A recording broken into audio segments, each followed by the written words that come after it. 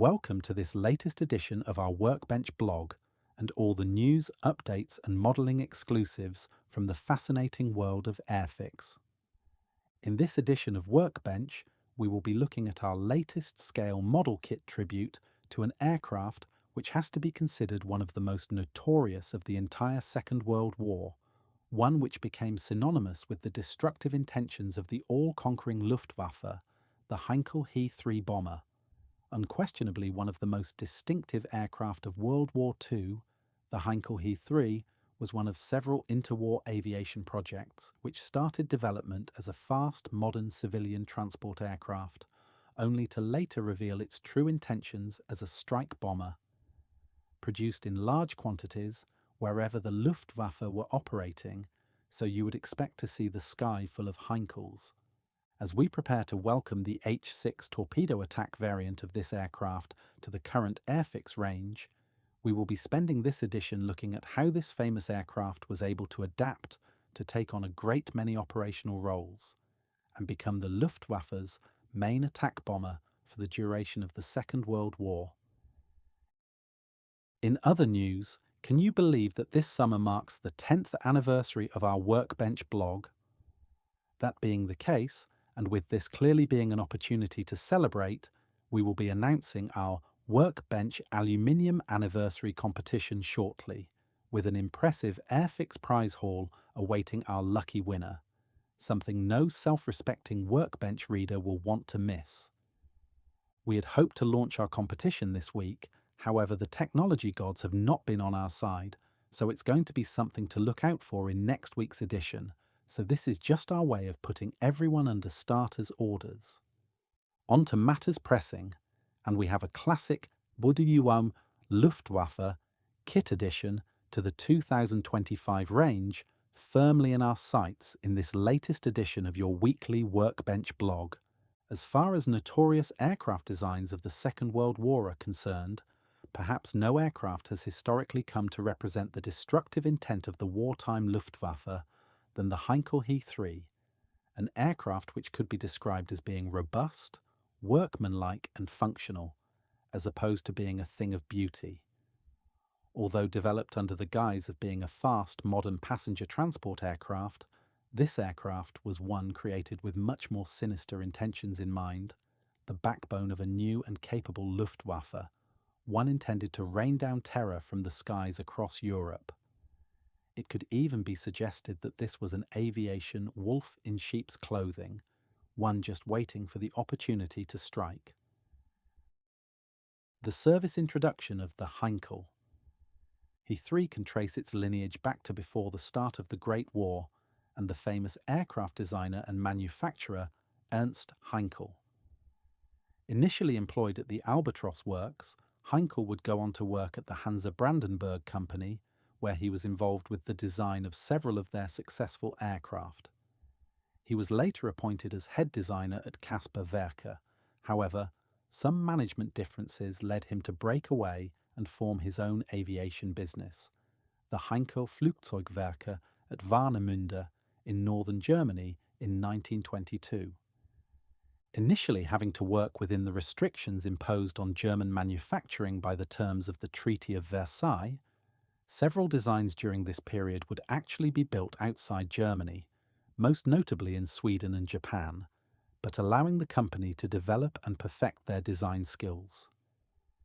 During the early 1930s, the company developed and manufactured their distinctive Heinkel He-70 Blitz Lightning, an advanced high-speed monoplane which was produced for service with Deutsche Lufthansa, the design of which would be seen again in a much larger, more famous design. During the summer of 1933, Heinkel was visited by the Minister for Aviation Albert Kesselring, a man who had been charged with organising Germany's aviation industry and laying the foundations for a modern Luftwaffe. He encouraged Heinkel to move to a new purpose-built facility at Rostock, one built with the intention of introducing mass production to aircraft manufacturing in the country, and one which pointed to the hostile intentions of the new order in Germany. Ernst Heinkel was driven by his fascination for high-speed flight, and amongst his company's many achievements would be the development of both the world's first turbojet-powered aircraft and the first rocket-powered aircraft, underlining the influence of the company within a rearming Germany. Building on the success of their He-70 Blitz, the Heinkel company set about producing a more ambitious twin-engined aircraft with their next design, one which was again intended to push the boundaries of aviation technology and one which possessed both impressive performance and handling capabilities. A twin-engine design, the company initially referred to their new aircraft as the Doppel Blitz, double lightning, as it was, for the want of a better description, a larger twin-engined variant of their successful He-70, with the design retaining the large and distinctive elliptical wing and cylindrical fuselage used on its predecessor, in addition to a traditional stepped fuselage layout. It was an attempt to produce a fast and sleek modern aircraft to capture the world speed record for a civilian aircraft at that time, and whilst being outwardly presented as an airliner, transport aircraft to remain within the conditions of the Treaty of Versailles limitations. Its impressive size and performance suggested this masked more sinister intentions. The aircraft made its first flight in February 1935 and was found to possess exceptional handling characteristics, particularly at lower speeds, something which made both the landing and takeoff procedures relatively trouble-free for pilots. Indeed, it was documented that during that first test flight on the 24th of February 1935, the test pilot was instructed not to land back at the company's factory airfield at Rostock-Marienhähe, as it was too short for the new aircraft to land safely. Having been impressed with the aircraft's handling during that first flight, the test pilot chose to ignore those instructions and duly landed back at his home airfield, with the new aircraft easily landing within the available space. During his flight debrief, he was full of praise for the new aircraft, particularly its impressive maneuverability at low speed.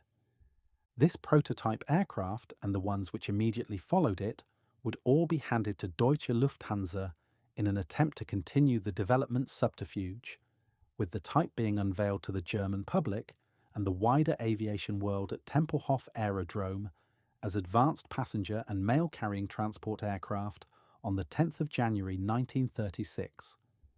By this time, however, development of the military version of the aircraft was well underway, with Germany now no longer concerned with the pretense of trying to placate the other European nations. Effectively, Germany's secret bombers were secret no more, and Europe was now on course for war. The earliest versions of the Heinkel He-III were quite different in appearance from the aircraft which would later take part in the Battle of Britain and the profile which we're all now so familiar with. Although still adopting the large whale-like fuselage and distinctive elliptical wings and horizontal stabilizers first seen on the He-70 Blitz, the nose of the bomber was very different, longer and more pointed in appearance, arguably adopting a much more traditional design. Although these first aircraft were now equipped with the machine guns which clearly identified its military intentions, it has to be said that the aircraft wasn't exactly bristling with defensive armament at that stage. As this was one of the fastest aircraft in the world at that time and capable of outrunning most of the fighter aircraft in service with the world's air forces, the Luftwaffe hierarchy didn't envisage their new bomber having to defend itself against fighter attack, and therefore only equipped the aircraft with 3 light machine guns should they need to fend off aerial challenges. Significantly, from the Heinkel He-III model variant onwards, the bomber underwent a design modification which would see it receive arguably its most iconic feature, whilst at the same time updating the aircraft's capabilities with a host of additional improvements.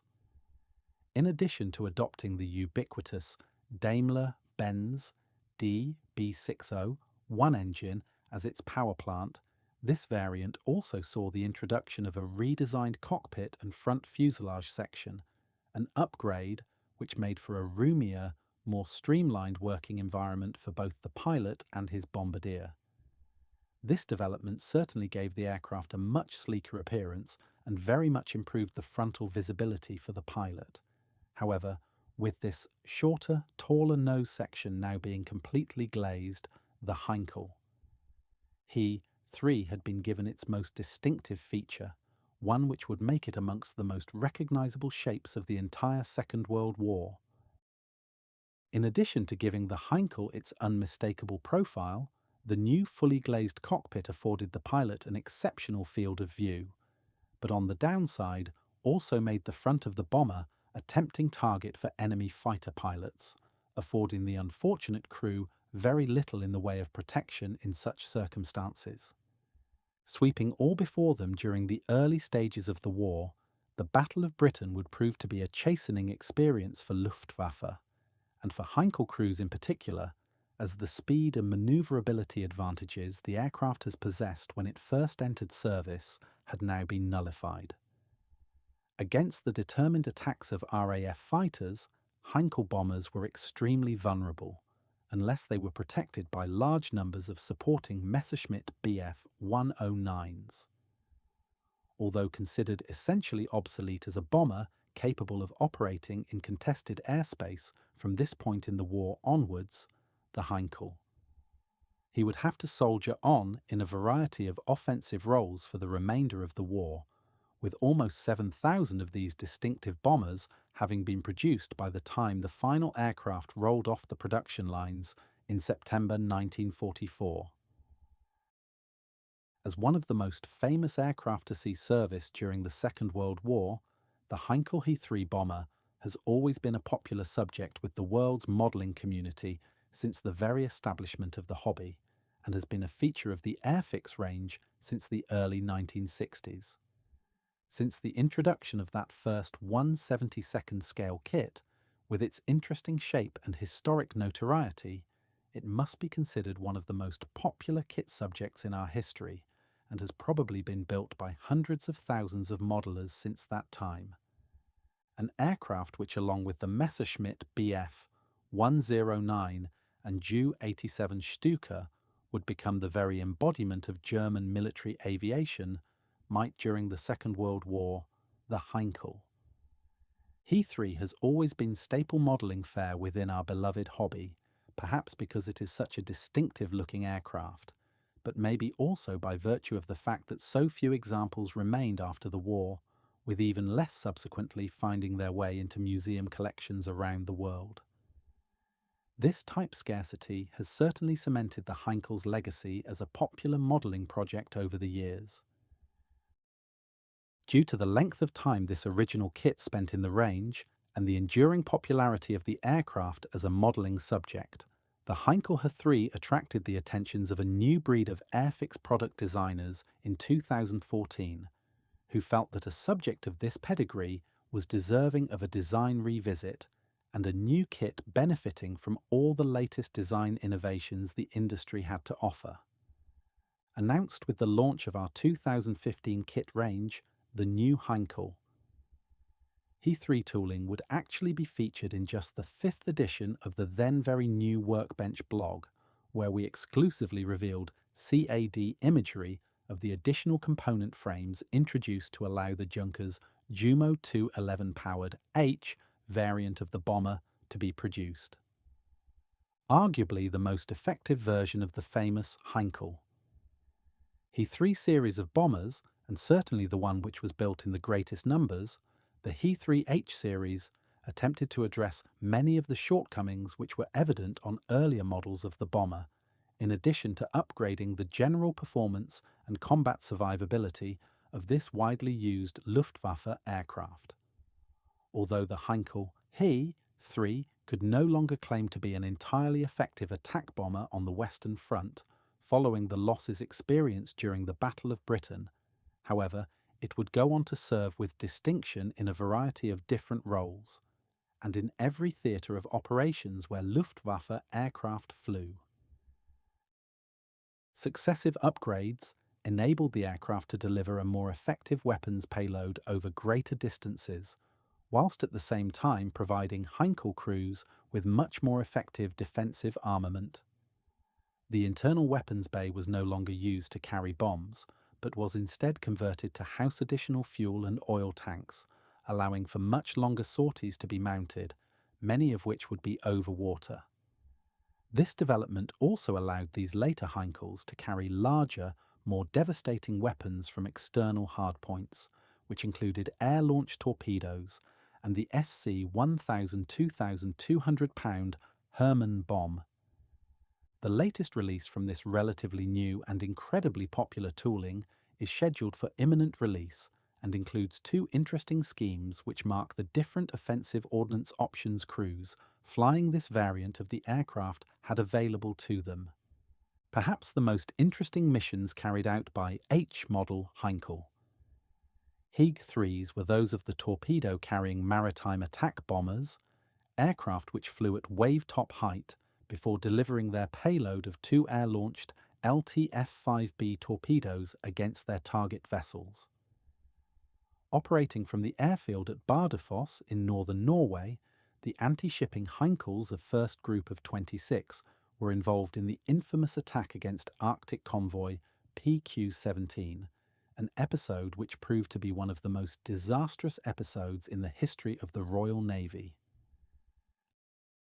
Leaving Iceland, bound for Arkhangelsk in Russia, the convoy consisted of 35 merchant vessels and a large protecting force of naval ships. Historically, these convoys had been established to provide the Soviet Union with a constant stream of weapons and supplies in the wake of the German invasion of their country, allowing them to remain in the war and to keep German forces committed to combat in their country. Bringing everything from tanks and aircraft to bullets and shells, the Germans knew only too well what the British were attempting to do, and knew that if the supplies reached Russia, they would take a heavy toll of their forces.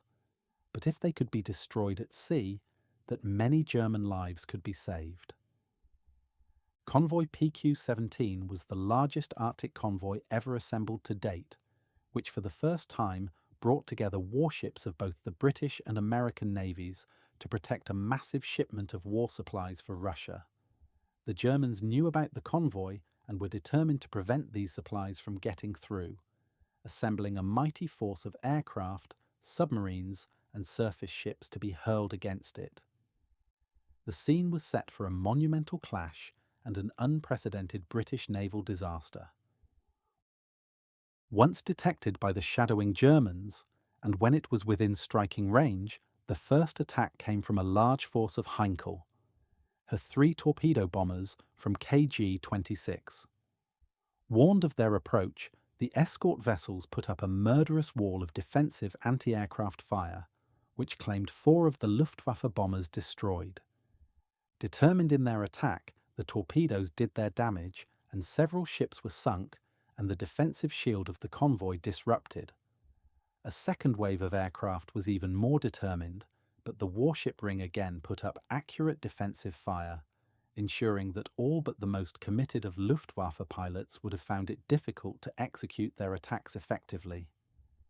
Back in Britain, the Admiralty started to receive reports claiming that the mighty German battleship Tirpitz had left port and was steaming towards the convoy. Despite the strength of the force protecting convoy PQ-17, senior officials knew that if challenged by Tirpitz, many of the ships would be lost, so in one of the most tragic decisions of the entire war, Allied warships were ordered to return to port, with the merchant convoy simultaneously ordered to scatter and make for Arkhangelsk alone. In some of the most inhospitable seas in the world, and with hundreds of miles still to negotiate, the Admiralty essentially abandoned convoy PQ-17 to their fate. Over the next few days, the German air and submarine attacks on the merchant vessels were relentless, but in some way, the order to scatter did make their job more difficult. Nevertheless, 24 vessels from the convoy were sunk, and just 11 extremely overdue ships eventually made it to Arkhangelsk or Murmansk, which proved to be a miracle in itself. A devastating loss for the Allies, official sources claim that only 5 Luftwaffe aircraft were lost during these operations, and significantly, how Tirpitz didn't put to sea throughout the entire attack, The scheme option presented here marks one of the 26 Heinkel He-III bombers, which took part in the largest air attack against the convoy on the 4th of July 1942, the final air attack of the day. Pilot Lieutenant Konrad Hennemann flew his aircraft low over the sea, having selected his target, the SS Navarino, releasing a single LTF-5B torpedo towards the ship in his sights. The torpedo slammed into the merchant ship, causing irreparable damage, but not before accurate anti-aircraft fire from the destroyer ring had crippled the attacking Heinkel. The aircraft hit the water and disintegrated, with the crew later being listed as missing in action. Pilot Konrad Hennemann would later be posthumously awarded the Knight's Cross for his bravery under fire. An aircraft type which would see service in every theatre the German Luftwaffe contested, elements of KG-100 were sent to southern Europe in April 1942 to operate from the airfield at Athens Kalamaki. From there, the unit's Heinkel bombers were in a position to cause havoc across the entire Mediterranean, mounting long-range strikes against Allied-held ports, enemy shipping, and strategic targets as far away as North Africa. The H-6 variant of the Heinkel didn't employ internal bomb bays, but instead had two robust ordnance hardpoints fitted beneath the forward fuselage, which were capable of accepting a wide variety of stores, including the SC-1000, Sprengbom Cylindrisch 1000 general-purpose bomb, which was colloquially referred to as the Hermann. It's open to interpretation as to whether this was a term of endearment or simply reference to the rather portly appearance of these bombs, one which resembled the physique their beloved commander-in-chief. These bombs were designed for maximum blast effect, used to shatter industrial infrastructure, such as docks, airfields and production facilities, but could also be incredibly effective when used against shipping, even if the bomb only exploded near its intended target. On the evening of the 24th of April 1942, 6 Heinkel He-IIIs of 2/KG-26, along with 5 Junkers, Ju-88s from I/LG-1, and a Heinkel from KG-26, acting as the Force Pathfinder, carried out a bombing attack against the British-held airfield complex at Kotafia 2, LG-104 in Egypt. Although the raid did cause significant disruption at the airfield, only 2 Wellingtons of No. 70 Squadron were damaged, resulting in it only being a partially successful raid. The aircraft covered in this scheme option took part in the attack, but was struck by the airfield's anti-aircraft defences on the run-in to the target, damaging it sufficiently to cause the aircraft to crash into the desert sands nearby. Tragically, the 4-man crew all perished in the crash and were officially posted as being missing in action.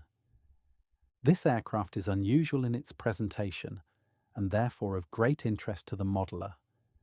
These non-standard markings were applied after the aircraft had arrived in Greece and consisted of black undersides and large RLM-80 olive green camouflage markings over RLM Sandgelb II. During the painting process, only the most vital identification markings were reapplied, making these aircraft particularly interesting. At the time this aircraft was lost, the 2nd Squadron of KG-100 were also using unorthodox fuselage codes, which is the reason why this aircraft carried the letter J in its coding, which denotes an aircraft allocated to 6th Staffel. The front section of the spinners are painted in red, marking this as a 2nd Gruppe aircraft. The unit operated from Athens Kalamaki airfield for just 11 days short of 1 year, during a particularly active period of air activity in this theatre of operations. 2 fantastic scheme options for this most popular of toolings, this latest impending addition to the 2025 range, is certain to find favour with the wider modelling audience, although choosing one over the other may prove to be quite the challenge. One thing is certain, whichever one we eventually go for will make for an attractive addition to our model displays. But with the 85th anniversary of the Convoy PQ-17 disaster coming up in 2027, this might prove too tempting an option to overlook. This appealing kit should be in our warehouse and available by the time you're reading this latest edition. Now, we are afraid that's all we have for you in this latest edition, but we will be back next Friday with more project development updates and the very latest Airfix kit exclusives. In the meantime, we are always keen to hear your views on all things Airfix, and in particular, any thoughts and opinions you may have regarding our Workbench blog. If you would like to drop us a quick line, could we please ask that you use our Workbench at airfix.com email for all correspondence.